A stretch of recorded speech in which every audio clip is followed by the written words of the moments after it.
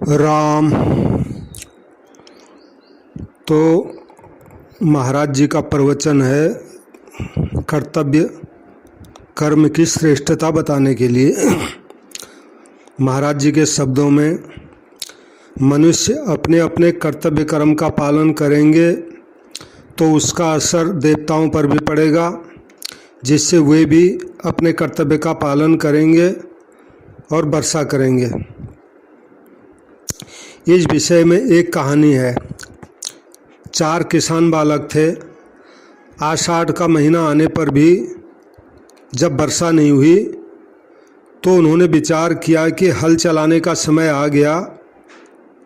वर्षा नहीं हुई तो कोई बात नहीं, हम तो समय पर अपने कर्तव्य का पालन कर दें। ऐसा सोचकर उन्होंने खेत में जाकर हल चलाना शुरू कर दिया।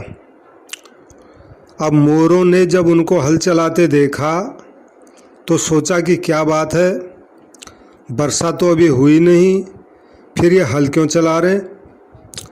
जब उनको पता लगा कि ये अपने कर्तव्य का पालन कर रहे हैं, तब उन्होंने विचार किया, हम भी अपने कर्तव्य का पालन करने में पीछे क्यों रहें।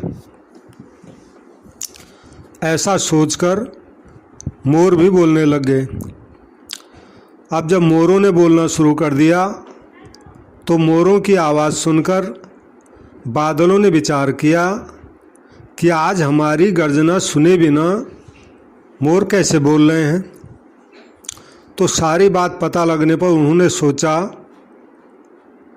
कि हम क्यों पीछे रहें अपने कर्तव्य में। तो उन्होंने भी गर्जना शुरू कर दी। तो मेघों की गर्जना सुनकर इंद्र ने सोचा कि बात क्या है।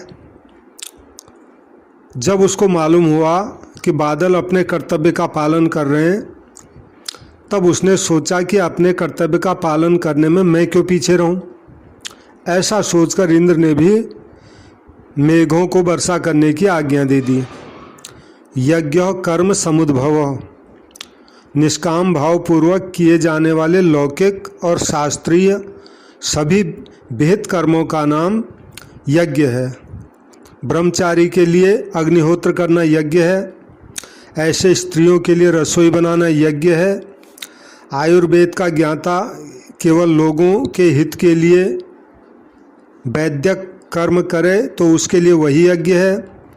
इसी तरह विद्यार्थी अपने अध्ययन को और व्यापारी अपने व्यापार को यदि वह केवल दूसरे के हित के लिए निष्काम भाव से किया जाए तो यज्ञ मान सकते हैं। इस प्रकार वर्ण, आश्रम, देश, काल की मर्यादा रखकर निष्काम भाव से किए गए सभी शास्त्र विहित कर्तव्य कर्म यज्ञ रूप होते हैं। यज्ञ किसी भी प्रकार का हो, क्रियाजन्य ही होता है। सांख्या, भिलावा आदि विषों को भी वैद्य लोग जब शुद्ध करके औषध रूप में देते हैं, तब वे विष भी अमृत की तरह होकर बड़े बड़े रोगों को दूर करने वाले बन जाते हैं।